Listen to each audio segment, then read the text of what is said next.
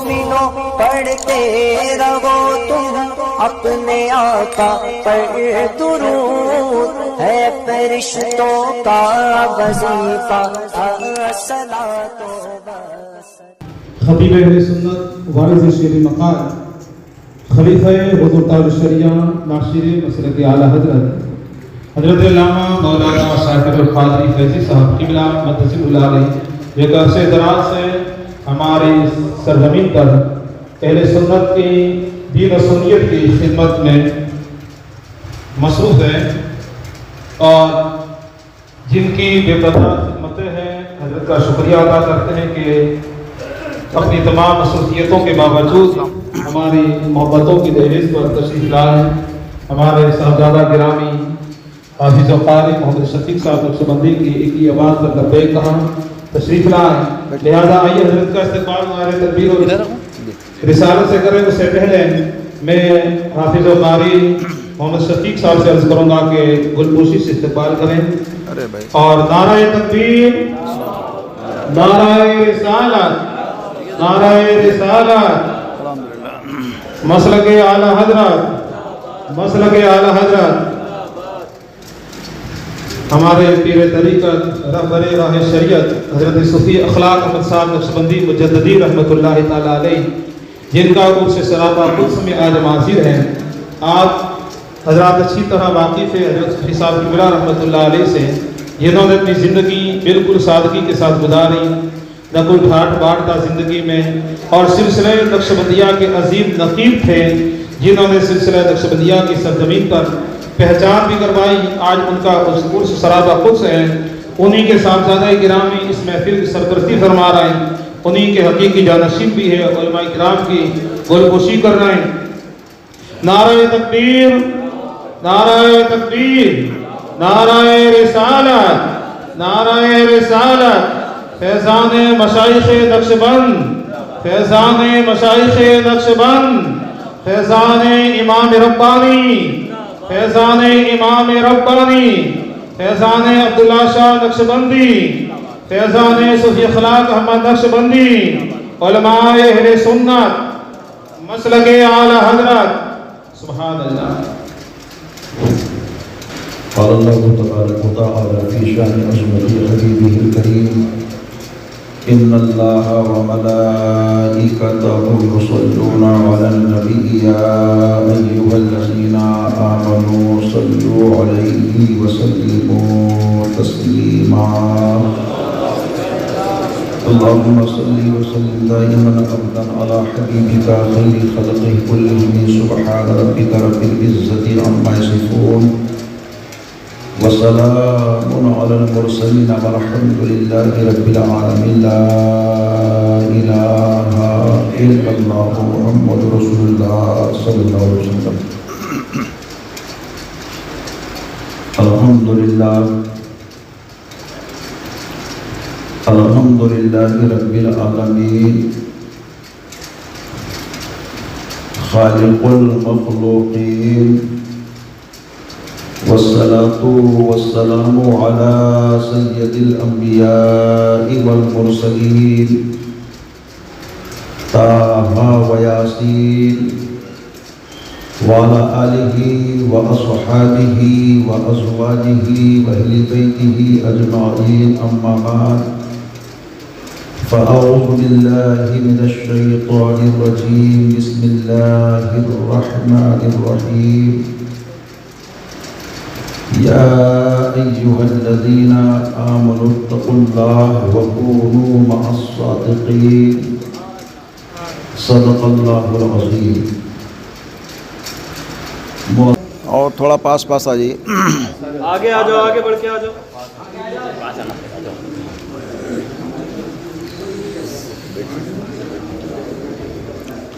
السلام علیکم ورحمۃ اللہ وبرکاتہ۔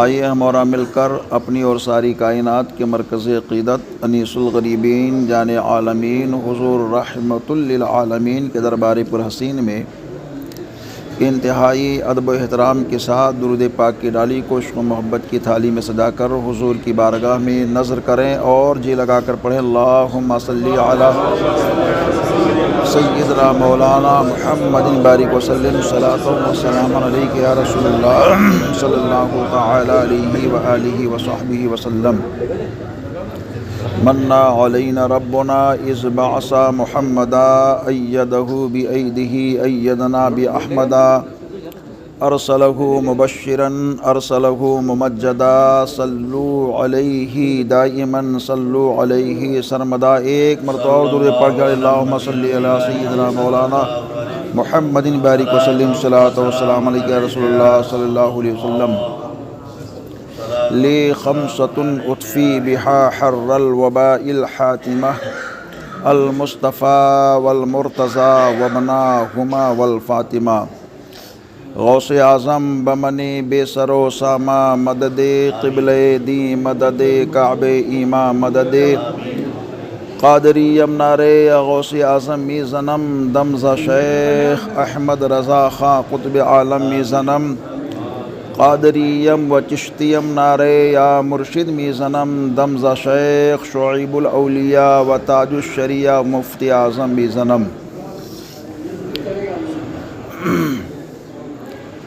سرتاب قدم ہے تنی سلطانی زمن پھول، سرتاب قدم ہے تنی سلطانی زمن پھول، لب پھول دہن پھول زقن پھول بدن پھول، کیا بات ہے رضا اس چمنستان کرم کی، کیا بات ہے رضا اس چمنستان کرم کی، زہرا ہے کلی جس کی حسین اور حسن پھول،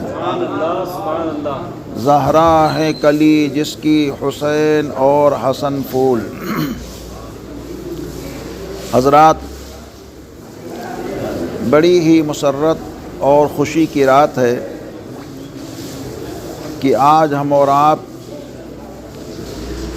سلسلے نقش بندیہ کے بڑے ہی بہترین ترجمان اور ناشر صوفی ملت حضرت صوفی محمد اخلاق صاحب پیر طریقت کے عرس کی تقریب میں شمولیت کر رہے ہیں، اور ان کی بارگاہ میں خراج کو پیش کر کے ان کے مشن کو آگے بڑھانے کی کوشش بھی کر رہے ہیں۔ ابھی ہم نے جس آیت مقدسہ کی تلاوت کی ہے، اللہ تعالی نے اپنی کلام بلاغت میں ارشاد فرمایا یا ایھا الذین آمنوا اتقوا اللہ وکونوا مع الصادقین، اے ایمان والو اللہ سے ڈرو اور سچوں کے ساتھ ہو جاؤ۔ اب اس آیت مقدسہ کے اندر چند باتیں قابل غور ہیں، وہ یہ ہیں کہ اللہ تعالی نے اس آیت میں دو چیز کو خاص طور پہ ذکر فرمایا۔ ایک تو رب کا خطاب ایمانداروں سے ہے کہ اے ایمان والو اللہ سے ڈرو اور سچوں کے ساتھ ہو جاؤ۔ تو پہلا تو ایمان کا ذکر اس میں ہے، پہلی بات تو ایمان کا ذکر ہے، اور دوسری بات اتقوا اللہ، اللہ کی خشیت یعنی عمل کی دعوت بھی ہے۔ تو ایک تو ایمان اور دوسرا عمل، یہ دو چیزیں اس آیت مقدسہ میں پائی جا رہی ہیں، کیونکہ تقویٰ جہاں ہوگا، خشیت ربانی جہاں ہوگی، وہاں بندہ عامل ہوگا اور عمل کرتا نظر آئے گا۔ تو ایمان بھی ہے اور عمل بھی ہے۔ تو ایمان اور عمل کے بعد میں پھر تیسری بات کا اللہ نے ذکر کیوں فرمایا کہ سچوں کے ساتھ ہو جاؤ؟ کیا ایمان اور عمل ہمارے لیے کافی نہیں؟ معبود برحق نے ایمان کا جب ذکر فرما دیا اور ساتھ ہی ساتھ عمل کی بات بھی فرما دی، تو کیا پھر بندے کو کسی اور تیسری چیز کی ضرورت ہے جو اللہ نے اس آیت میں ظاہر فرمایا ہے؟ تو اس کی مثال یہ سمجھیں کہ ایمان اور عمل یہ خزانہ ہے، اور جب یہ خزانہ ہے تو خزانے کی رکھوالی کی ضرورت پڑتی ہے۔ خزانہ اگر ایک شخص کا ہوتا ہے تو وہ اپنی طاقت کے مطابق اس کی رکھوالی کرتا ہے۔ خزانہ اگر گھر کا ہے تو اہل خانہ اس کی رکھوالی کرتے ہیں۔ خزانہ اگر محلے کا ہے تو اہل محلہ اس کی رکھوالی کرتے ہیں۔ خزانہ اگر ملک کا ہے تو ملک کے لوگ اس کی رکھوالی کرتے ہیں۔ خزانہ اگر انٹرنیشنل پیمانے پر ہے تو اس کی سپاہ اور فوج اس کی رکھوالی کرتی ہے۔ اس آیت مقدسہ میں اللہ نے دو اہم خزانے کا ذکر فرمایا، ایک خزانہ ایمان کا ہے، دوسرا خزانہ عمل کا ہے۔ اب ایمان اور عمل کے خزانے کی رکھوالی کیسے ہو؟ تو اللہ نے جہاں ایمان اور عمل کے خزانے کا ذکر فرمایا تو اس کی رکھوالی کے لیے معبود برحق نے بہت بڑی جماعت کا بھی ذکر فرما دیا، اور یہ کہا کہ اے میرے بندے، اگر تو یہ چاہتا ہے کہ تیرا ایمان محفوظ رہے اور تو نے جو عمل کر رکھا ہے وہ عمل بھی محفوظ رہے، تو کہیں جانے کی ضرورت نہیں ہے، سچوں کے ساتھ تو ہو جا۔ اگر تو سچوں کے ساتھ رہے گا تو تیرا ایمان بھی محفوظ رہے گا، تیرا عمل بھی محفوظ رہے گا۔ اب یہ سوال ہوتا ہے کہ آخر سچے کون لوگ ہیں؟ تو قرآن ہی کہتا ہے جس پر اللہ کا انعام ہے وہ سچے لوگ ہیں۔ جیسے کہ دوسری آیت سے ظاہر ہوتا ہے، نبیین کی جماعت ہے، صدیقین کی جماعت ہے، شہداء کی جماعت ہے، صالحین کی جماعت ہے، یہی لوگ سچے ہیں۔ اب صالحین میں اگر دیکھا جاتا ہے تو بعد نبی سب سے اونچا مقام جس کا ہے، جنہیں دنیا افضل البشر بعد الانبیاء بالتحقیق سیدنا ابو بکر صدیق عتیق کے نام سے جانتی پہچانتی ہے، یہ صالحین میں اونچا مینار رکھتے ہیں۔ تمام بشروں میں بعد نبی بعد رسول سب سے عالی شان رکھتے ہیں۔ سارا منصب، سارا مقام، ساری رفعت، ساری عظمت ان پر ختم بھی ہوتی ہے، بعد نبی اس پر آغاز بھی ہوتی ہے۔ بعد نبی و رسول جو مقام، جو رفعت پیارے ابو بکر صدیق تک پہنچی ہے وہ کسی کے حصے میں نہیں آئی۔ یہ اہل سنت و جماعت کا متفقہ عقیدہ بھی ہے، اور علماء اہل سنت مجتہدین محققین کا فیصلہ بھی ہے، اور اسی فیصلے پر سب کا دار بھی ہے اور سب کی نیت کا مدار بھی ہے۔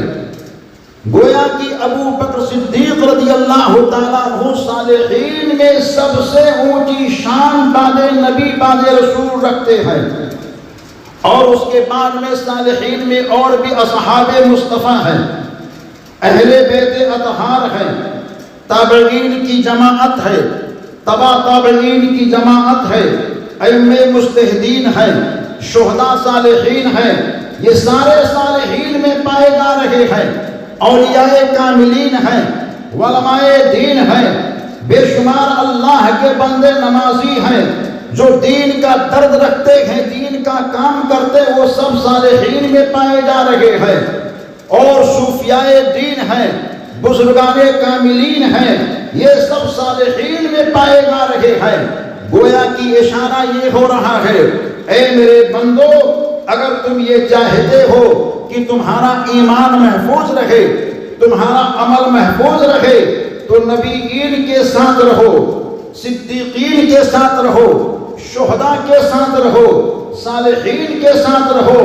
اب وہ کون سی جماعت ہے جو نبیین کے ساتھ رہتی ہے، مرسلین کے ساتھ رہتی ہے، شہداء کے ساتھ رہتی ہے، صالحین کے ساتھ رہتی ہے؟ تو پوری دنیا کے اندر تنو تنہا ایک ہی جماعت پائی جا رہی ہے، جسے اہل سنت والجماعت کہا جاتا ہے۔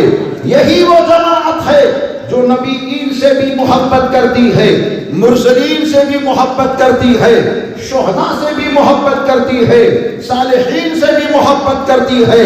اور جب صالحین سے محبت کرتی ہے تو پتہ یہ چلا کہ یہ جماعت ایسی جماعت ہے جس کے ایمان کی رکھوالی کے لیے کوئی دنیا دار نہیں ہوتا ہے، بلکہ اس کے ایمان کی رکھوالی کے لیے دونوں عالم کے سرکار کے وفادار ہوتے ہیں۔ اب انہی وفاداروں میں دیکھنا ہے تو وفاداروں کی لسٹ بہت لمبی اور چوڑی ہے۔ اللہ تبارک و تعالیٰ نے ظاہری میل کی صفائی کے لیے 4 راستے جاری فرمائے جو فقہ شریعت اور احکام شریعت کے روپ لے کر کے ظاہر ہوئے۔ وہ جسم کے ظاہری میل کو صاف کرتے ہیں، جسم کی ظاہری گندگی کو دور کرتے ہیں، جسم کے اندر ظاہری طور پر کوئی میل، کوئی کشافت، کوئی الجھن آ جائے تو سارے مسائل کا حل کرتے ہیں۔ وہ کون 4 راستے ہیں؟ اسے حنفی کہا جاتا ہے، مالکی کہا جاتا ہے، حنبلی کہا جاتا ہے، شافعی کہا جاتا ہے۔ یہ فقہ کے 4 راستے ہیں۔ ایسے ہی دل کی صفائی کے لیے رب تبارک و تعالیٰ نے کئی راستے جاری فرمائے، لیکن ان راستوں میں 4 اہم راستے ہیں جن کا سنگم مدینے کے سلطان پہ جا کر کے ہوتا ہے۔ شریعت و طریقت کا سنگم، حقیقت و معرفت کا سنگم وہی جا کر کے جمع ہوتا ہے۔ اور ان سنگموں میں ایک راستہ جو ہے طریقت کا، جسے ہم قادری کہتے ہیں، چشتی کہتے ہیں، سہروردی کہتے ہیں، نقش بندی کہتے ہیں، یہ 4 راستے ہیں جن سب کی منشا اور خواہش یہی ہے کہ رسول گرامی وقار کی سنت زندہ رہے، تعلیمات مصطفیٰ کا فروغ ہو، اللہ کی رضا حاصل ہو۔ ان سب کی خواہش و تمنا یہی تھی۔ کوئی یہ نہ سمجھے کہ 4 سلسلوں کا جب ذکر ہو گیا یا 4 فقہی بزرگوں کا ذکر ہو گیا، 4 مسلک کے جو بزرگوں کا جب ذکر ہو گیا تو ایسا نہیں ہے کہ ان میں اختلاف ہے۔ نہیں، اختلاف نہیں ہے۔ ہاں یہ اور بات ہے کہ یہ مختلف ہیں، ان کے راستے الگ نہیں ہیں۔ سب کا راستہ ایک ہے، سب کا نشانہ ایک ہے، سب کی منزل ایک ہے، سب کا طریقہ ایک ہے۔ سب یہی چاہتے ہیں کہ اللہ تعالیٰ کی رضا حاصل ہو، سب یہی چاہتے ہیں رسول پاک کی محبت ہر ایک کے سینے میں جاگنا چاہیے۔ سب یہی چاہتے ہیں کہ رسول گرامی وقار کی سنت کو زندہ کیا جائے۔ سب یہی چاہتے ہیں شریعت و سنت کا فروغ ہو۔ سب یہی چاہتے ہیں دعوت سماعت عام ہونا چاہیے۔ یہ تمام راستے جو بیان کیے جا رہے ہیں، سب کی خواہش اور سب کی آرزو یہی ہے۔ لیکن جو بزرگ جن کے عرس کی تقریب میں ہم حاضر ہیں، یہ کوئی معمولی سلسلے کے بزرگ نہیں تھے۔ ان کا تعلق ایسے اللہ کے محبوب بندے سے تھا، اور جن کو خلافت و اجازت اللہ کے ایک ایسے مقرب بندے سے حاصل تھی، جن کا تعلق چل کر کے وقت کے اللہ کے محبوب ولی بحر بے قرار خواجہ خواجگاں اور ایسے حسین صفت کے مالک تھے جنہیں دنیا حضرت خواجہ سید بہاؤالدین نقش بند کے نام سے جانتی پہچانتی ہے۔ وہ نقش بندی سلسلے کے اتنے بڑے علم بردار تھے کہ ان کے ذات ذی وقار سے نقش بندی سلسلے کا فروغ ہوا ہے۔ آخر یہ نقش بندی سلسلہ کیا سلسلہ ہے؟ کبھی ہم نے اور آپ نے غور کیا؟ دیکھیے سلسلے جاری ہوئے ہیں، 2 اہم بزرگوں سے جاری ہوئے ہیں، سلسلے چشتیہ اور سلسلے قادریہ اور سلسلے سہروردیہ۔ یہ 3 سلسلے جو ہوئے ہیں، امیر المومنین خلیفۃ المسلمین حضرت سیدنا علی مرتضیٰ مشکل کشا کے ذات ذی عظمت سے جاری ہوئے ہیں، اور سلسلے نقشبندیہ امیر المومنین خلیفۃ المسلمین یار غار مصطفیٰ رفیق مزار مصطفیٰ حضرت سیدنا سیدنا ابو بکر صدیق عتیق کے ذات ذی وقار سے جاری ہوا ہے۔ یہ سلسلے نقشبندیہ کا ایک نور اول ہے جو آگے چل کر کے رسول گرامی وقار سے ملاتا ہے، اور سلسلوں کی تعریف اپنی جگہ پر مسلم الثبوت ہے۔ ہم ابھی سلسلے نقشبندیہ کے تعلق سے کچھ بات کر کے اپنے سینے کو منور کرنا چاہتے ہیں۔ سلسلے نقشبندیہ کی خاصیت یہ بھی ہے کہ اس سلسلے کے اندر حضور سید ابرار دونوں عالم کے سرکار کے دو صحابی ایسے ہیں جن کا نام بہت ہی اونچا ظاہری ہوا ہے، اور ان دونوں صحابیوں سے یہ سلسلہ آگے بڑھا ہے۔ ان صحابیوں میں ایک صحابی تو سیدنا ابو بکر صدیق عتیق رضی اللہ تعالیٰ عنہ ہے، اور دوسرے صحابی حضرت سلمان فارسی رضی اللہ تعالیٰ عنہ ہے۔ یہ خاصیت اس سلسلے کی ہے کہ اس سلسلے کے اندر یہ دونوں نبی پاک کے صحابی ایسے بہرے بے گناہ بن کر کے آگے بڑھائے ہیں سلسلے کو کہ یہ سلسلہ آگے چلتا رہا، آگے بڑھتا رہا۔ چنانچہ یہ سلسلہ حضرت ابو بکر صدیق عتیق سے چلا جب ہے تو یہ صدیقیہ کے نام سے چلا ہے، اور صدیقیہ کے نام سے آگے بڑھا ہے۔ یہ سلسلہ آگے بڑھتے بڑھتے حضرت جنید بغدادی رحمت اللہ تعالی علیہ تک جب پہنچا تو اس سلسلے کو سلسلے صدیقیہ کے نام سے جانا گیا ہے، اور جب حضرت جنید بغدادی سے آگے بڑھا ہے تو اسی سلسلے کو سلسلے تیفوریہ کے نام سے جانا گیا ہے۔ یہ سلسلہ حضرت جنید بغدادی سے چل کر کے حضرت خواجہ بہاؤالدین نقشبند تک سلسلے تیفوریہ کے نام سے جانا گیا ہے، لیکن حضرت خواجہ بہاؤالدین نقشبند تک جب پہنچتا ہے تو یہ سلسلہ اپنا روپ اور لے لیتا ہے، رنگ اور لے لیتا ہے، نام اور اختیار کر لیتا ہے۔ وہ نام کیا اختیار کرتا ہے؟ نام کوئی معمولی نام نہیں بنتا ہے، بلکہ اسی سلسلے صدیقیہ اور سلسلے تیفوریہ کو نقشبند کے نام سے جانا گیا ہے۔ یہ نقشبند کون ہے؟ اللہ کے وہ محبوب بندے ہیں شاہ نقشبند، جن کی زندگی کے ایک ایک گوشے کو دیکھو کہ آپ جب پیدا نہیں ہوئے ہیں، پیدائش سے پہلے آپ کے دادا جان حضرت سید جلال الدین علیہ الرحمہ اتنے باکمال بزرگ تھے اور اتنی اونچی شان والے تھے، اتنا اونچا مقام رکھتے تھے کہ آپ کی جب پیدائش ہو جاتی ہے تو آپ کو لے کر کے اس وقت کے اللہ کے محبوب ولی کی بارگاہ میں پہنچتے ہیں، تو انہوں نے جیسے ہی حضرت خواجہ محمد یعنی حضرت خواجہ بہاؤالدین نقشبند کو، حضرت بہاؤالدین نقشبند کا اصل نام محمد ہے، اور آپ کے والد کا نام بھی محمد ہے، اور آپ کے دادا کا نام بھی اصل نام محمد ہے۔ یہ جلال الدین آپ کے دادا کو پکارا گیا کیونکہ آپ کے اندر دینی جلال تھا اور دینی جمال بھی موجود تھا، اور آپ کو بہاؤالدین اس وجہ سے کہا جاتا ہے کیونکہ آپ نے دین کی تبلیغ میں رات و دن ایک کر دیے تھے۔ دین کی اشاعت کے لیے بہت ساری قربانیاں آپ نے پیش فرمائی ہیں، تو اس وقت کے اکابرین نے آپ کو بہاؤالدین کے لقب سے بھی یاد کیا، اور جب بہاؤالدین کے لقب سے یاد کیا گیا تو زمانے نے آپ کو بہاؤالدین کے نام سے یاد کرنا شروع کر دیا ہے۔ آپ کو نقشبند کیوں کہتے ہیں؟ اس کی دو وجہیں کتابوں میں ملا کرتی ہے۔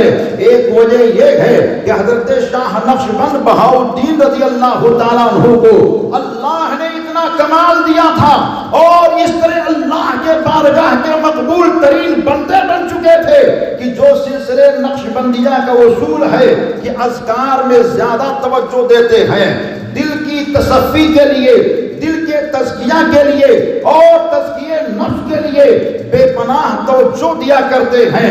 اس سلسلے کا خاص مشن یہی ہوتا ہے۔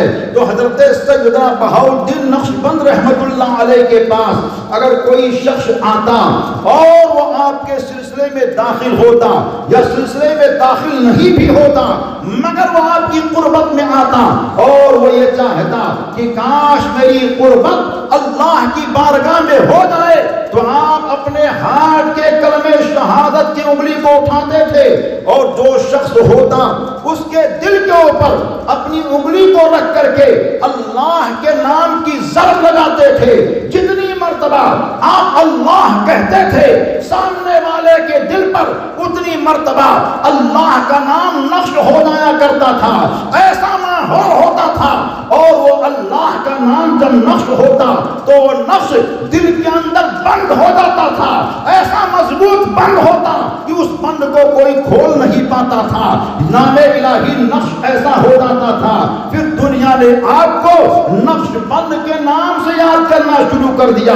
اور دوسرا واقعہ یہ ملتا ہے کہ ایک مرتبہ آپ جا رہے ہیں، جاتے جاتے ایک ایسے انسان کے گھر کے قریب سے آپ کا گزر ہوا جو مٹی کا برتن بنا رہا ہے، اور جب وہ مٹی کا برتن بناتا ہے تو اس کو معلوم ہوا کہ شاہ نقش بند رحمت اللہ تعالی علیہ کا گزر ادھر سے ہونے والا ہے۔ راستے میں وہ کھڑا ہو گیا اور کھڑے ہونے کے بعد میں کہا حضور آپ میرے گھر تشریف لائیے اور آپ دعا فرما دیجئے۔ تو حضرت سیدنا بہاؤالدین رضی اللہ تعالیٰ عنہ اس کے گھر کے اندر گئے، اور جب اس نے دعا کے لیے کہا تو آپ نے کہا اللہ، جیسے ہی آپ اللہ کہتے ہیں تو اس کے گھر کے اندر مٹی کے جتنے برتن تھے سب پر اللہ کا نام لکھا ہوا نظر آنے لگا۔ ایسے حالات کو دیکھ کر کے اس وقت اس نے کہا آپ کو کیا کہا جائے؟ تو کہا جو کہنا ہے تو بول۔ تو بولتا ہے آپ تو نقش بند ہیں کہ آپ نے ہمارے برتن پر اللہ کے نام کو نقش کر دیا ہے۔ ایسا کمال اور ایسا جمال آپ کے اندر تھا جس کی کوئی مثال نہیں پیش کی جا سکتی ہے۔ اسی سلسلے کے ایک اہم بزرگ ہیں جن کے تاریخ کو آپ پڑھیں تو آپ پڑھتے رہ جائیں گے۔ دہلی کی تاریخ کو پڑھیں، مشائخ دہلی کو اٹھا کر کے دیکھیں تو انہی مشائخین دہلی میں ایک نام آتا ہے حضرت خواجہ باقی باللہ رحمت اللہ علیہ کا۔ یہ خواجہ باقی باللہ کون ہے؟ یہ نقش بندی سلسلے کے ایک اہم بزرگ ہیں۔ ان کا مقام یہ ہے کہ آپ جس کے اوپر توجہ ڈالتے تھے وہ چھوٹا ہوتا تھا تو اللہ اس کو بڑا بنا دیا کرتا تھا، ادنا ہوتا تھا تو اللہ اس کو اعلیٰ بنا دیا کرتا تھا۔ یہی حضرت خواجہ باقی باللہ رحمت اللہ علیہ بیٹھے ہوئے ہیں، آپ کی نورانی مجلس لگی ہوئی ہے، اسی مجلس کے اندر ایک کفن چور بیٹھا ہوا ہے۔ کفن چور کو آپ نے اشارے سے بلایا اور بلانے کے بعد میں کہا اے کفن چور دیکھ میرے مرنے کا وقت بہت قریب آ چکا ہے، میں پہلے ہی تجھ کو 5 روپیہ دے دیتا ہوں، تو میرے کفن کی چوری مت کرنا۔ اس سے ایک بات ظاہر ہوتی ہے کہ اللہ کے محبوب ولی حضرت خواجہ باقی باللہ نقش بندی رحمت اللہ علیہ کو سامنے والے کے دل کی کیفیت اور اس کے اعمال کے بارے میں آگہی تھی، اور ساتھ ہی ساتھ اس کے عیب کو بھی چھپا رہے تھے، اور عیب چھپانے کے ساتھ 5 روپیہ پہلے ہی پیش کی رقم دے دیتے ہیں، اور اپنے مرنے کی خبر بھی بتا رہے ہیں کہ دیکھ میرے مرنے کا وقت قریب ہے، اگر میری موت ہو جائے تو تم میرے کفن کی چوری مت کرنا۔ اس نے کہا حضور میں آپ کے کفن کی چوری نہیں کروں گا۔ کچھ دن گزرتے ہیں، حضرت خواجہ باقی باللہ رحمت اللہ علیہ کا انتقال ہو جاتا ہے، اور جب ان کا انتقال ہوا آپ کو نہلایا گیا، کفن پہنائے گئے اور جنازے کی نماز پڑھی گئی اور قبرستان میں آپ کو دفن کر دیا گیا۔ جب آپ کو قبرستان میں دفن کر دیا گیا تو کفن چور رات کی تاریکی میں سوچتا ہے جب تک حضرت زمین پر تھے دیکھتے تھے سنتے تھے، اپنے ہاتھ کے حرکات سے قدموں کی طاقت سے حرکان کیا کرتے تھے، اب تو انتقال ہو چکا ہے، دنیا میں انہوں نے پہلے مجھ کو 5 روپیہ دے دیا ہے، اب قبرستان جلتے ہیں، کفن کے کپڑے کو نکال کر کے لاتے ہیں اور مارکیٹ میں بیچتے ہیں، الگ سے میری کمائی ہو جائے گی۔ یہ سوچ کر کے قبرستان گیا، مٹی ہٹائی، تختے کو ہٹایا، دیکھا قبر کے اندر روشنی ہی روشنی ہے۔ وہ سوچتا ہے یہ چاند کی چاندنی کی روشنی ہوگی، لیکن اسے کیا معلوم کہ جو اللہ کے محبوب بندے ہوتے ہیں ان کے قبر کے اندر دنیا کی روشنی نہیں بلکہ مدینہ طیبہ کی روشنی آیا کرتی ہے۔ قبر کے اندر اتر چکا ہے اور اترنے کے بعد میں دیکھتا ہے قبر کے اندر خوشبو ہی خوشبو ہے، سوچتا ہے لوگوں نے عطر کا چھڑکاؤ کیا ہوگا، یہ اس کی خوشبو ہوگی، لیکن اسے معلوم نہیں جو اللہ کے محبوب بندے ہوتے ہیں ان کے قبروں کے اندر دنیا کا خوشبو کام نہیں کرتا ہے، بلکہ مدینہ طیبہ سے خوشبو کی بہاریں آیا کرتی ہیں۔ کفن کے کپڑے کو پکڑا اور پکڑ کر کے کھینچنا چاہا، اتنے میں حضرت خواجہ باقی باللہ رحمت اللہ علیہ نے ایک کروٹ کو بدلی اور کفن چور کے ہاتھ کو پکڑا اور کہا نادان جنتی ہو کر کے جنتی کے کفن کی چوری کر رہا ہے۔ اس نے کہا حضور آپ تو جنتی ہیں، آپ کا معاملہ جنتی ہے، میں ایک کفن چور انسان، میں کیسے جنتی؟ تو آپ ارشاد فرماتے ہیں ارے تو ہی نہیں بلکہ دہلی کے بازار میں جا کر کے اعلان کر دے کہ آج جن جن لوگوں نے میرے نماز جنازہ میں شرکت کی ہے اللہ نے سب کو جنتی بنا دیا ہے، تو بھی میرے جنازہ میں تھا، اس وجہ سے تجھ کو بھی اللہ نے جنتی بنا دیا ہے۔ تکبیر، نعرہ رسالت، فیضان مشائخ نقشبند، فیضان مشائخ نقشبند، فیضان باقی باللہ، سبحان اللہ سبحان اللہ۔ حضرات انہی بزرگوں میں سے ایک بزرگ اور ہے، آج دیکھیے شادیاں ہوتی ہیں تو شادی کے موقع پر لڑکی کی معلومات لڑکے کی معلومات ہوتی ہے، دونوں کے خاندانوں کو جانا جاتا ہے کہ کیسے ہیں کیا ہیں۔ ایک اللہ کے محبوب بندے کی شادی اور ایک اللہ کے محبوب بندے کی شادی کا حسین واقعہ اسی ضمن میں ہے، اور یہ بزرگ بھی سلسلے نقشبندیہ کے ہیں۔ تاریخ یہ کہتی ہے کہ کچھ لوگ بچی کی تلاش میں نکلے کہ کوئی نیک دیندار لڑکی ہمیں مل جائے، تلاشتے تلاشتے ایک صاحب کے گھر پہنچے اور کہا کیا تمہاری لڑکی دیندار ہے؟ آج ہم شادیاں کرتے ہیں تو دینداری کم دیکھتے ہیں، دنیا داری زیادہ دیکھتے ہیں، حسن و جمال زیادہ دیکھتے ہیں، مالی پوزیشن زیادہ دیکھتے ہیں، لیکن اس دور کے جو اللہ کے بندے تھے وہ دین کو دیکھتے تھے، دین کو، کیونکہ میرے حبیب ارشاد فرماتے ہیں، اللہ کے حبیب ارشاد فرماتے ہیں، کائنات کے طبیب ارشاد فرماتے ہیں، اپنے بچے اور بچیوں کی شادی کے تعلق سے جس گھر میں اپنی بیٹی کی یا بیٹے کی شادی کر رہے ہو اس گھر کو دیکھو کہ اس کے گھر میں میرا دین ہے یا نہیں ہے۔ اگر اس کے گھر میں میرا دین ہے تو دین جس گھر میں میرا موجود ہو اس گھر میں اپنے بیٹے یا بیٹی کی شادی کر دو، دونوں چین و سکون کی زندگی کو گزارا کریں گے۔ چنانچہ وہ اللہ کے بندے تلاشتے تلاشتے ایک ایسے گھر میں پہنچ گئے اور کہا میں نے سنا ہے کہ آپ کے گھر ایک جوان بیٹی ہے، لیکن یہ بتائیے کہ رشتہ لے کر کے ہم آئے تو ہیں، اپنی بیٹی کے دیندار ہونے کی گارنٹی دے سکتے ہیں؟ اہل خانہ نے انکار کر دیا۔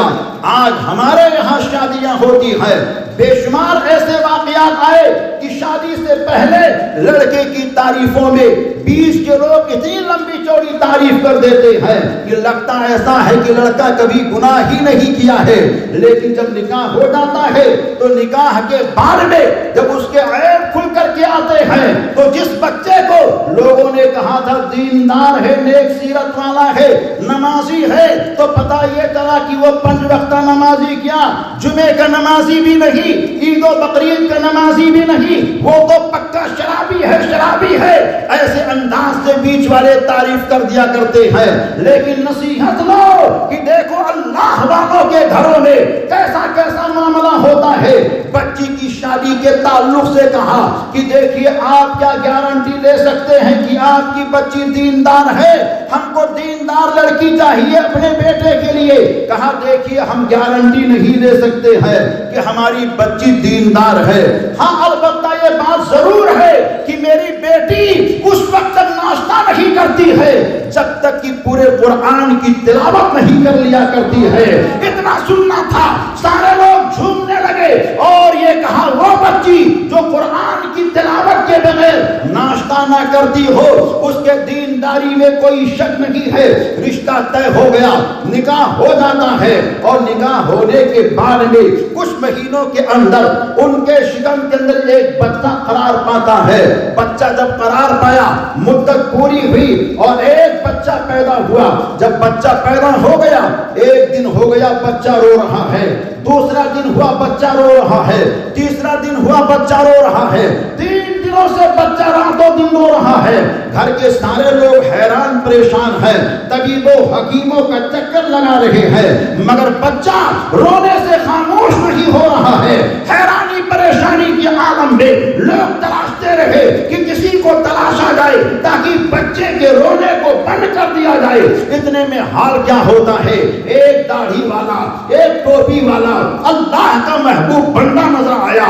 ان سے کہا گیا ہمارے گھر ایک بچہ پیدا ہوا ہے جو 3 دنوں سے رو رہا ہے اور اب تک اس نے رونا بند نہیں کیا ہے، ہم لوگ حیران و پریشان ہیں، کوئی دعا بتا دیجئے۔ تو اللہ والے نے کہا لے چلو مجھے بچے کو دکھاؤ۔ جیسے ہی بچے کو دکھایا گیا تو اللہ والا اپنی گود میں لے کر کے قرآن کی کوئی سورت یا کوئی دعا اب پڑھی اور اس کے سیدھے کان میں دم کر دیا، اور دوسرے کان میں بھی کچھ پڑھ کر کے دم کر دیا۔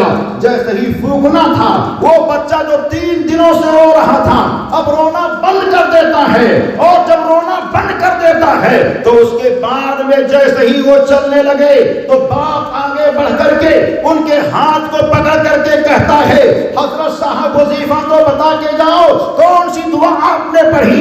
یہ ساری حکمت کام نہ کی، طبیبوں نے جو دوا دیا وہ دوا کام نہ کیا، آپ کچھ پڑھ کر کے دم کیے ہیں وہی کام کر گیا ہے، تو کم سے کم وظیفہ تو بتا کے جائیے۔ تو اللہ والے نے کہا آپ کو معلوم نہیں ہے کہ اس بچے کی ماں کتنی بڑی عابدہ، کتنی بڑی زاہدہ، کتنی بڑی قاریہ، کتنی بڑی اللہ کی نیک بندی ہے۔ اس بچے کی ماں ایسی ماں ہے جو اٹھتی تھی قرآن پڑھتی تھی، بیٹھتی تھی قرآن پڑھتی تھی، چلتی تھی قرآن پڑھتی تھی، کھاتی تھی تو کھانے سے پہلے قرآن پڑھتی تھی، جو بھی کام کرتی قرآن پڑھتی تھی، قرآن پڑھتی تھی۔ اس کی عادت میں قرآن کا پڑھنا تھا، قرآن اس نے اپنے عادت میں ڈھال رکھا تھا، قرآن پڑھنے کا معمول بنا رکھا تھا۔ اس معمول کی وجہ سے یہ بچہ جب ماں کے پیٹ میں ٹھہرا تو ٹھہرنے کے بعد میں بچے نے جب بھی سنا تو قرآن کی تلاوت سنی، ماں چل رہی ہے قرآن پڑھ رہی ہے، ماں سو رہی ہے قرآن پڑھ رہی ہے، ماں گھر کا کام کر رہی ہے قرآن پڑھ رہی ہے، ماں جو کام کر رہی ہے قرآن پڑھتی جا رہی ہے۔ چنانچہ کہتے ہیں یہ بچہ اپنی اس آواز کو تلاش رہا تھا جس کو اس نے ماں کے پیٹ کے اندر سنا تھا۔ 3 دنوں سے اس کی ماں ناپاک ہو گئی تو ماں نے قرآن پڑھا نہیں، اس وجہ سے بچہ اسی آواز کی تلاش میں تھا۔ میں نے ایک سورت پڑھی ہے اور اس کے سیدھے کان میں دم کر دی ہے، اور دوسری سورت پڑھی ہے اس کے الٹے کان میں دم کر دی ہے۔ اب اس کو اس کی خوراک مل گئی، اس وجہ سے بچے نے رونے سے اپنے آپ کو روک لیا ہے۔ معلوم ہے اس بچے کا نام کیا ہے؟ اس بچے کا نام حضرت ابو علی شاہ قلندر نقشبندی ہے۔ یہ ابو علی شاہ قلندر نقشبندی کون ہے؟ اسی سلسلے کے بڑے عظیم المرتبہ بزرگ ہیں۔ اگر جب سلسلے کے بزرگوں کا یہ عالم ہے تو آپ سوچ سکتے ہیں جس سے یہ سلسلہ چلا ہے اس ابو بکر صدیق کا عالم کیا ہوگا جب ان کے گدا بھر دیتے ہیں شاہان زمانہ کی جھولی۔ ارے خدام کا جب یہ عالم ہے مختار کا عالم کیا ہوگا؟ نعرہ تکبیر، نعرہ رسالہ، فیضان مشائخ نقشبند، فیضان مشائخ نقشبند، سبحان اللہ سبحان اللہ۔ حضرات اسی سلسلے نقشبندیہ کے اور بھی بڑے بڑے اکابر بزرگان کاملین ہیں۔ ہمارے امام جنہیں ہم امام اہل سنت کہتے ہیں، اعلیٰ حضرت کہتے ہیں، شیخ الاسلام والمسلمین کہتے ہیں، رفیع الدرجت کہتے ہیں، بے شمار سلاسل کی آپ کو خلافت و اجازت تھی۔ انہی سلاسل میں ایک سلسلے نقشبندیہ بھی ہے، اس کے بھی آپ خلیفہ مجاز تھے۔ آپ کہتے ہیں میں اس سلسلے کے فیضان سے مالا مال ہوتا رہا، اس کی برکتوں کو حاصل کرتا رہا اور اس کا فیضان ایسا پیارے ابو بکر صدیق عتیق سے چل کر مجھ تک پہنچا تو بیان فرماتے ہیں کہ سلسلے نقشبندیہ کے بزرگ دل پر توجہ دیا کرتے تھے.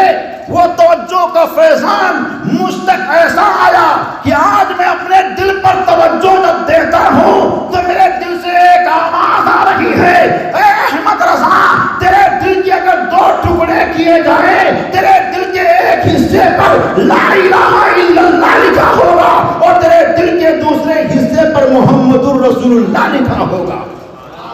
یہ اسی سلسلے کا فیضان ہے جسے ہم سلسلے نقشبندیہ کہتے ہیں.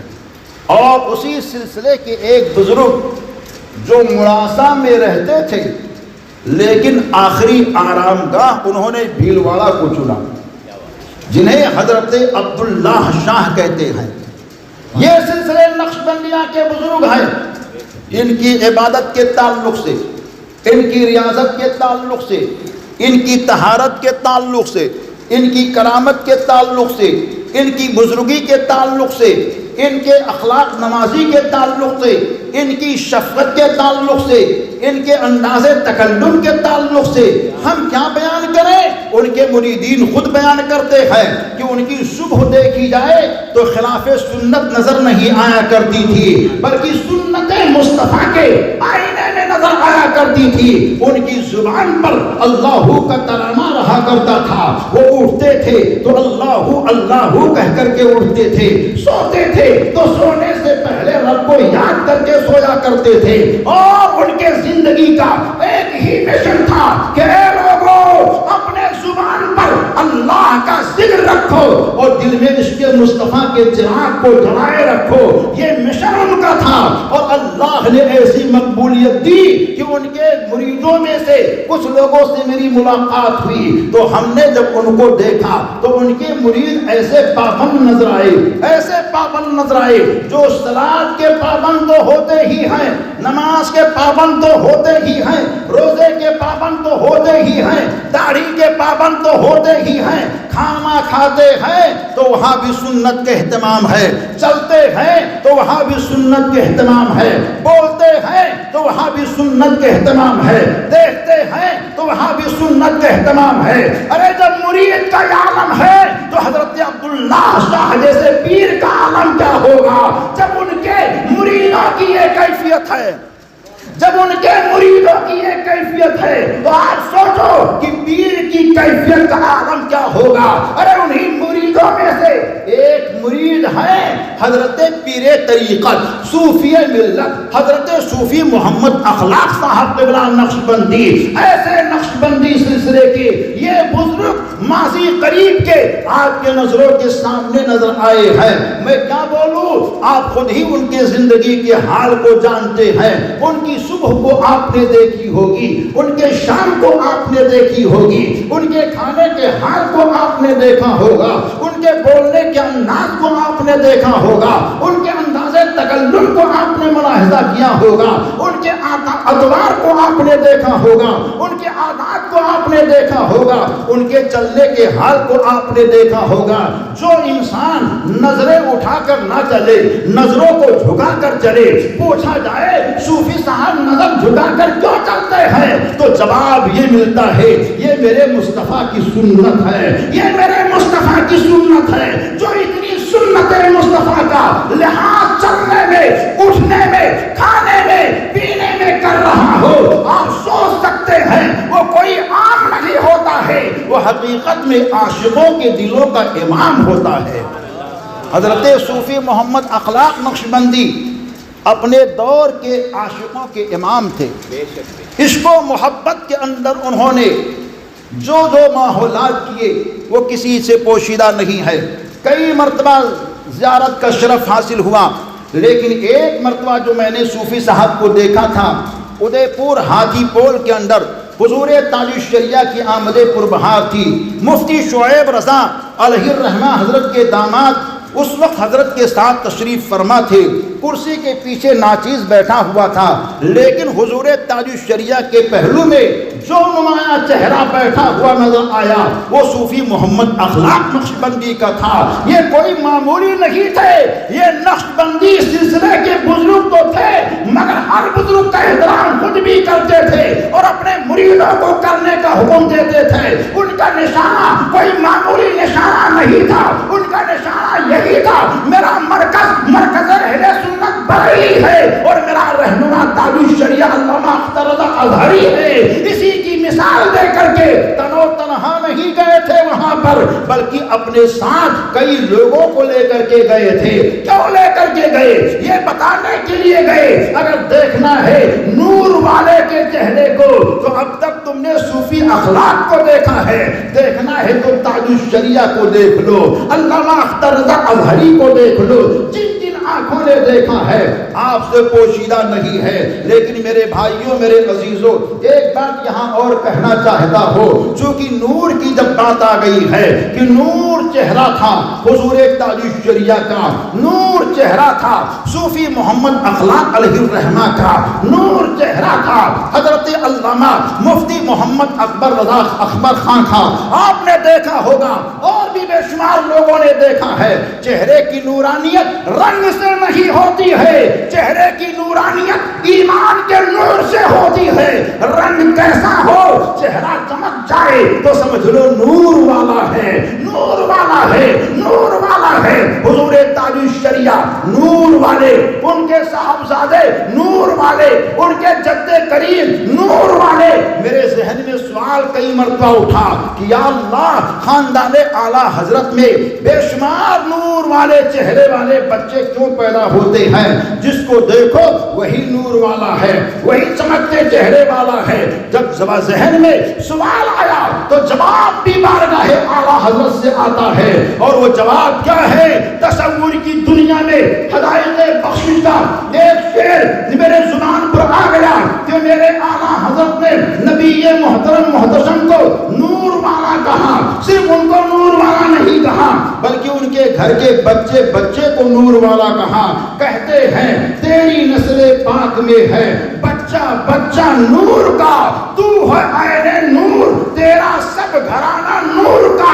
جب اعلیٰ حضرت نے نبی کو نور کہا, ان کے گھر کے بچے کو نور کہا, تو نبی دو جہان آمنہ کے لال نے اپنے عاشق احمد رضا کو محروم نہیں رکھا. برجستہ کہتے ہیں اے میرے دیوانے, تو نے میرے گھر کے بچے کو نور والا کہا. اب تیرے گھر میں جو بھی بچہ پیدا ہوگا وہ بھی نور والا پیدا ہوگا, وہ بھی چمکتے چہرے والا پیدا ہوگا. یہ چمک, یہ دمک کسی کو دنیا دار سے نہیں ملتی ہے, یہ چمک اور دمک مدینے کے سلطان احمد مختار سے ملتی ہے.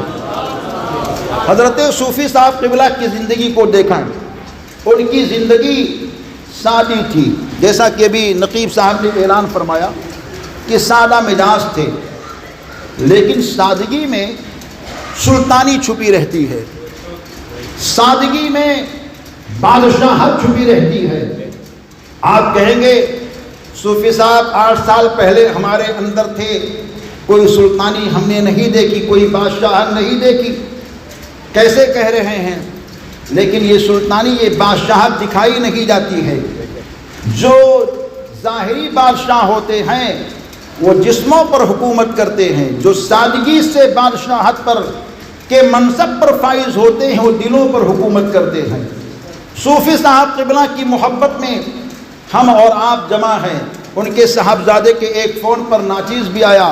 یہ ہم حضرت قاری صاحب, یہ تمام علماء ائمہ یہاں تشریف فرما ہیں. یہ کیوں؟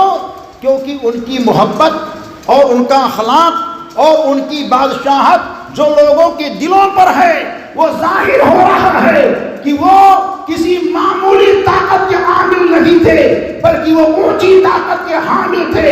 اللہ نے ان کو ایسی طاقت دے رکھی تھی کہ آج ان کی حکومت لوگوں کے دلوں پر ہے. ان کا عرس آ رہا ہے, خرامہ لوگ آ رہے ہیں, اور آ کر کے فیض کے چشمے ان کے بارگاہ سے جو جاری ہوئے ہیں اس کو حاصل کرتے ہوئے جا رہے ہیں۔ صوفی صاحب قبلہ اللہ کے محبوب ان بندوں میں سے ہیں جن کا شمار مقربین میں ہوا کرتا ہے، محبوبین میں ہوا کرتا ہے، اور ان کی زندگی کے شعبے سے ہمیں یہ نصیحت ملتی ہے، یہ درس ملتا ہے کہ ہم سب بھی اللہ کے محبوبین میں شامل رہیں اور ان سے محبت اور ان سے عقیدت رکھنے کے ساتھ اللہ کی بارگاہ ہمیں عبادت کے لیے اپنے آپ کو تیار رکھیں۔ ان تیاریوں کے ساتھ ساتھ اللہ کے محبوب بندے سے قرب خاص حاصل ہوگا اور ان کے بارگاہ کا فیضان آپ سب کو، ہم سب کو ملتا رہے گا۔ سلسلے نقشبندیہ کے بزرگ حضرت صوفی محمد اخلاق صاحب جو آپ کے بڑے قریب رہے ہیں اور قریب کی آنکھوں سے آپ نے دیکھا ہے، لیکن عزیزان گرامی، بزرگان کاملین یہ بیان فرماتے ہیں، روحانی سلوک کے بزرگ یہ کہتے ہیں اگر پاس کا کوئی بزرگ آپ کو ایسا نظر آتا ہے جو آپ کے نظروں میں جچتا نہیں ہے تو یہ مت سمجھو کہ اس کے پاس طاقت نہیں ہے، بلکہ الملفوظ کے اندر ذکر یہ کیا گیا ہے کہ اگر کوئی پیر ہے اس کے پاس ظاہری طاقت نظر نہیں آتی ہے تو اس سے کبھی مباحثہ، مقابلہ اور اس کے قرب میں پہنچ کر کے عداوت کی زنجیر کو کھڑی مت کرنا، بلکہ یہ سمجھ لینا کہ اس کے پاس طاقت تو نہیں ہے مگر جس سے اس کا رشتہ ہے اس کے پاس بہت بڑی طاقت ہے، جس سے اس کا تعلق ہے اس کے پاس بہت بڑی طاقت ہے۔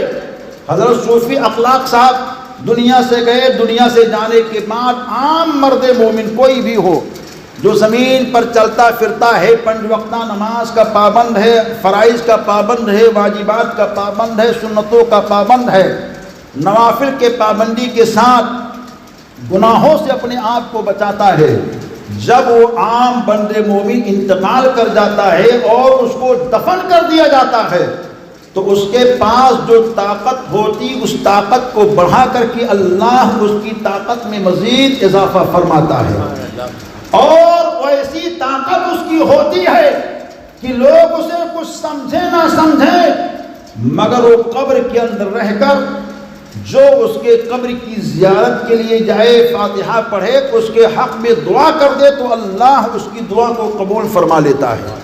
یہ عام مسلمان کی بات میں کر رہا ہوں، اور جب عام مسلمان کی یہ شان ہے تو جس کا سلسلہ حضرت سیدنا ابو بکر صدیق عتیق سے مل رہا ہو، جس کا ربط یار غار مصطفیٰ سے ہو رہا ہو، جس کا تعلق نبی دو جہاں کے اس عاشق صادق سے ہو رہا ہو، جنہیں ہم سیدنا ابو بکر صدیق عتیق رضی اللہ تعالیٰ عنہ کہتے ہیں، تو آپ سوچ سکتے ہیں اس کے پاور کا عالم کیا ہوگا۔ پیارے نبی محترم صلی اللہ علیہ وسلم کے ایک عاشق بیان فرماتے ہیں کہ اللہ تعالیٰ تمام نعمتیں دنیا میں جب نازل فرماتا ہے تو سب سے پہلے اپنے حبیب کی بارگاہ میں نازل فرماتا ہے، پھر اس نعمت کی تقسیم جب ہوتی ہے تو اس نعمت کو تقسیم جب مصطفیٰ فرماتے ہیں تو اپنے یاد ابو بکر صدیق سے مشورہ فرما کر پھر یہ کہتے ہیں میرے ابو بکر بتاؤ یہ نعمت کن کو دینی ہے، کن کو دینی ہے، کن کو دینی، کن کو دینی ہے۔ پیارے ابو بکر جیسا عرض کرتے ہیں سرکار کی بارگاہ میں، ہمارے اور آپ کے آقا اسی انداز سے وہ نعمتیں تقسیم فرماتے ہیں۔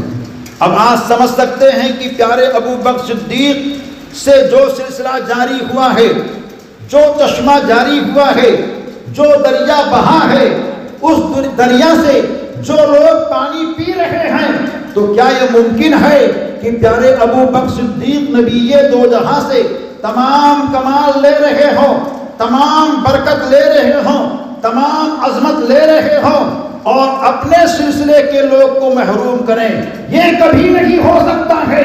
پیارے ابو بکر صدیق محروم کرنے کے لیے نہیں آئے ہیں، بلکہ پیارے ابو بکر صدیق ہر ایک کی خواہش کو پوری کرنے کے لیے آئے ہیں۔ اللہ نے وہ طاقت یار غار مصطفیٰ کو دیا ہے اور رفیق مزار مصطفیٰ کو دیا ہے جو اوروں کے حصے میں نہیں آیا ہے۔ آج ایک جماعت ایسی پیدا ہو گئی ہے جو صرف سیدنا مولائے کائنات علی شیر خدا مشکل کشا کا نام لیتی ہے، اور یار غار مصطفیٰ، رفیق مزار مصطفیٰ، یا سیدنا عمر فاروق رضی اللہ تعالیٰ عنہ، یا سیدنا عثمان ذو النورین رضی اللہ تعالیٰ عنہ کی شان میں نازیبا حرکات و سکنات کرتے رہتے ہیں، کبھی کبھی دبے دبے، کبھی کبھی کھل کر کے ان کی شان میں گستاخیاں کرتے ہیں، لیکن ان کے اندر کتنی محبت اور کتنا پیار تھا یہ کسی سے پوشیدہ نہیں ہے۔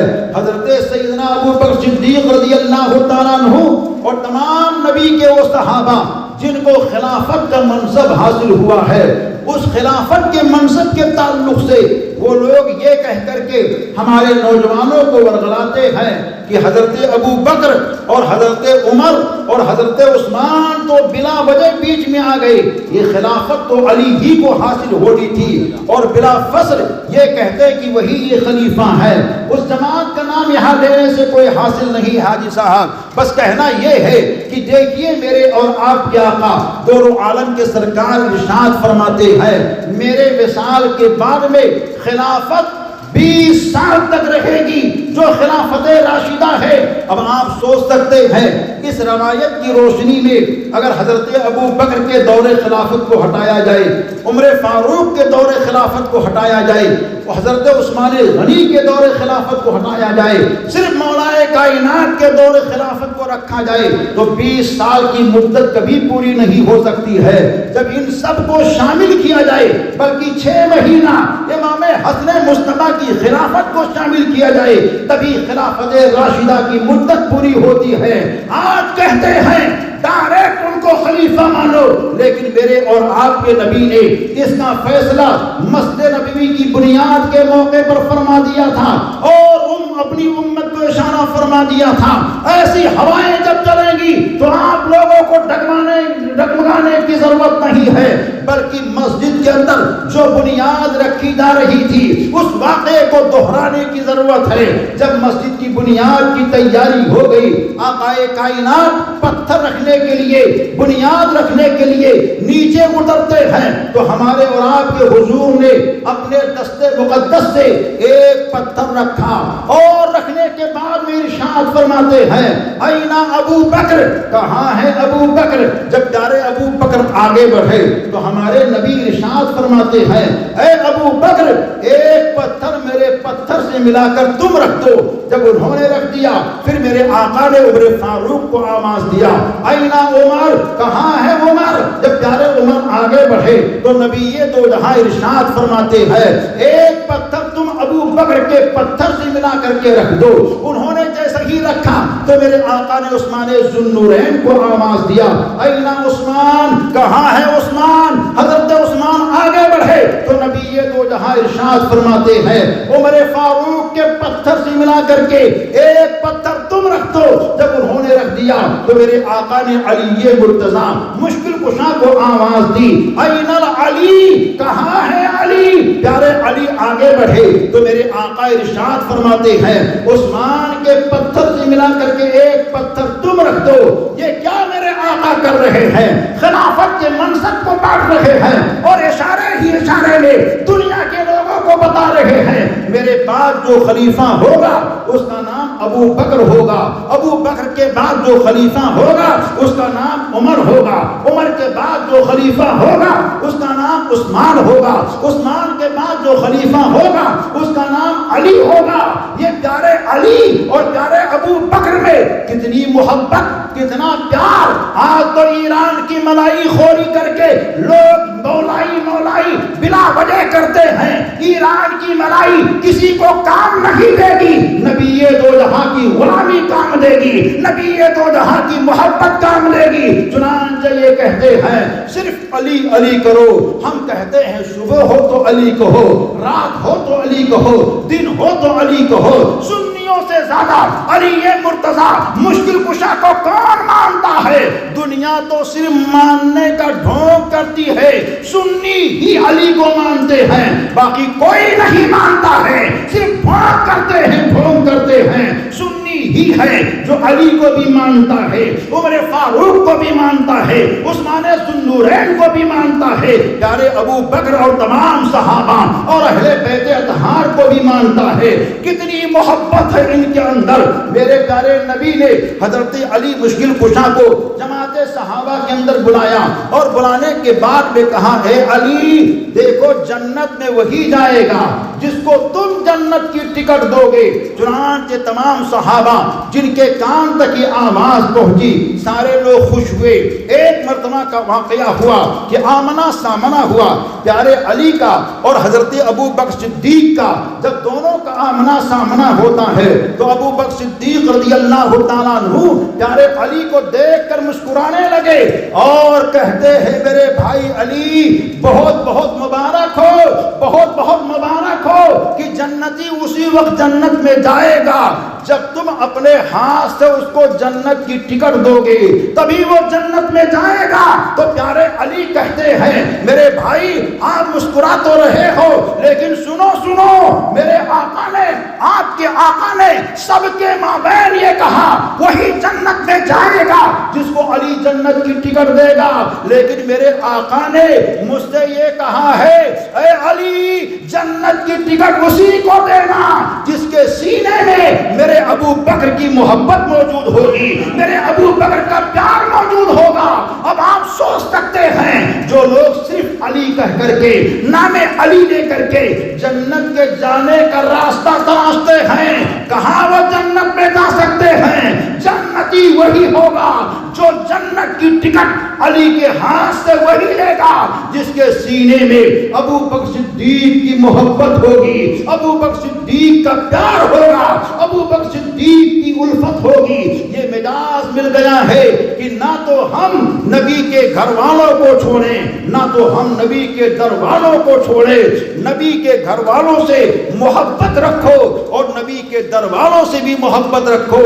اعلیٰ حضرت کا ایک شعر ہے، چونکہ یہ بزرگان کاملین کی یاد کی محفل صوفی صاحب قبلہ کے عرس کی محفل ہے، اور صوفی صاحب قبلہ بالاتفاق تمام بزرگوں سے محبت کیا کرتے تھے۔ اس وجہ سے وہ شعر یہ ہے کہ اعلیٰ حضرت فرماتے ہیں، تجھ سے در، در سے سگ، سگ سے ہے مجھ کو نسبت۔ یہ شعر جب دنیا کے اندر عام ہوا تو آج کا ایران کا ملائی خور یہ کہتا ہے وہ کیا ہے، وہ تو در والے ہیں، وہ تو گھر والے ہیں۔ یہ در اور گھر کہہ کر کے بٹوارا کرتے ہیں۔ عاشقان مصطفیٰ میں، اولیاء کاملین میں یہ بٹوارا کرنے کی ہمیں اور آپ کو ضرورت نہیں ہے۔ اس کا جواب میں کیا دوں؟ میں آئیے اس کا جواب حضرت امام زین العابدین سے لیتا ہوں۔ یہ امام زین العابدین کون ہے؟ کرب و بلا کے وہ مجاہد ہیں جن کے سر پر ہمارے اور آپ کے آقا امام حسین شہید کرب و بلا نے اپنی دستار باندھ کر اپنا جانشین بنایا اور اپنے سینے کو امام زین العابدین کے سینے سے لگا کر کہا، اے میرے بیٹے زین العابدین علی اوسط، تمام کمال تجھ کو دیا جا رہا ہے، تمام برکت جو نانا سے مجھ کو ملی ہے تجھ کو دیا جا رہا ہے، تمام عروج تجھ کو دیا جا رہا ہے، تمام بلندی تجھ کو دی جا رہی ہے، حسین کا تمام فیضان تجھ کو دیا جا رہا ہے۔ اب میرے بعد تو ہی حسینی ہے اور تجھ سے ہی حسینی اولاد کا فروغ ہوگا، حسینی اولاد پیدا ہوگی۔ یہی بات میدان کرب و بلا کے کئی سال کے بعد میں امام زین العابدین سے پوچھا گیا، حضور گھر والا کون ہے، حضور در والا کون ہے؟ تو امام زین العابدین ایک لمحے کے لیے خاموش ہوئے اور خاموش ہونے کے بعد میں کہتے ہیں، بتا دوں یا دکھا دوں؟ سبحان اللہ۔ آپ کہتے ہیں بتا دوں یا دکھا دوں؟ تو لوگوں نے کہا حضور دکھا دیجئے، حضور دکھا دیجئے۔ تو حضرت سیدنا امام زین العابدین اپنے سر پر امامہ کو رکھتے ہیں اور اپنے حجرے سے نکلتے ہیں اور اپنے نانا جان کے روضے کے باہر کھڑے ہو کر کے دروازے مقدسہ حجرے پاک کا کھولتے ہیں اور اس کے بعد میں آواز دیتے ہیں، دیکھنے والوں دیکھو، دیکھنے والوں دیکھو، دیکھنے والوں دیکھو۔ جب سب دیکھنے لگے تو آپ کہتے ہیں، دیکھنے والوں دیکھو، گھر والا باہر کھڑا ہے، در والا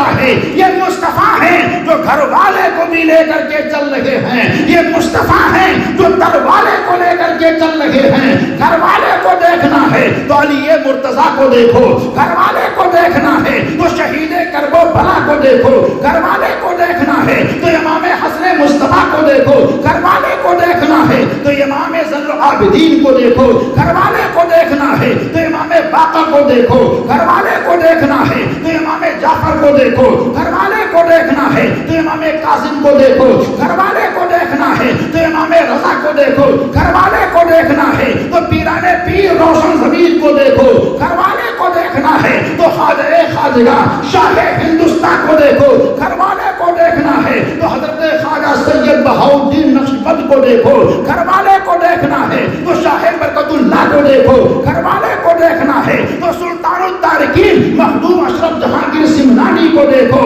اور اگر دروالے کو دیکھنا ہے تو ابو بکر صدیق کو دیکھو، دروالے کو دیکھنا ہے تو عمر فاروق کو دیکھو، دروالے کو دیکھنا ہے تو عثمان غنی کو دیکھو، دروالے کو دیکھنا ہے تو بلال حبشی کو دیکھو، دروالے کو دیکھنا ہے تو سلمان فارسی کو دیکھو، دروالے کو دیکھنا ہے تو ابو سعید مخزومی کو دیکھو، دروالے کو دیکھنا ہے تو عثمان ہارونی کو دیکھو، دروالے کو دیکھنا ہے تو امام احمد رضا خان فاضل بریلوی کو دیکھو، دروالے کو دیکھنا ہے تو تاج الشریعہ کو دیکھو، دروالے کو دیکھنا ہے تو حافظ ملت کو دیکھو، دروالے کو دیکھنا ہے تو برہان ملت کو دیکھو، دروالے کو دیکھنا ہے تو صدر الشریعہ کو دیکھو۔ مداس یہ مل گیا ہے، نبی تک پہنچنے کے لیے دو راستہ تھے، ایک راستے کا نام گھر والا ہے، دوسرے راستے کا نام در والا ہے۔ نہ در والے کو چھوڑو نہ گھر والے کو چھوڑو، اور یہ امتیاز اہل سنت کو حاصل ہے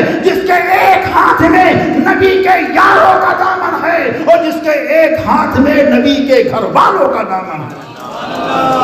تو ہم اور آپ نہ گھر والے کو چھوڑیں نہ در والے کو چھوڑیں۔ حضرت صوفی صاحب قبلہ کون ہیں؟ در والے ہیں۔ علامہ محمد اکبر خان کون ہیں؟ در والے ہیں۔